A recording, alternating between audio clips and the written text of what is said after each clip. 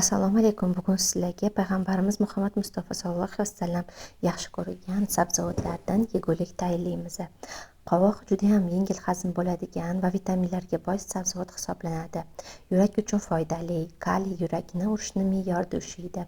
Ko'rish qobiliyatini yaxshilaydi, sababi vitamin A ga boy hisoblanadi. Immunitetni oshiradi, C vitamini va antioksidantlarga boy, yumshoq va yengil hazm bo'ladigan ozuqa hisoblanadi. Temir va vitaminlarni qonda kislorod tashishni yaxshilaydi. Homilador ayollar uchun ham juda ham foydali. Bolalarga 6 oydan boshlab ratsioniga qo'shish bemalol mumkin. Yengil hazm bo'ladi. Ichak shillik qavatlariga foydali. Dietada yurganlar uchun ham bu juda ham foydali sabzavot hisoblanadi. Kaloriyasi past bo'lib, yengil hazm bo'ladi.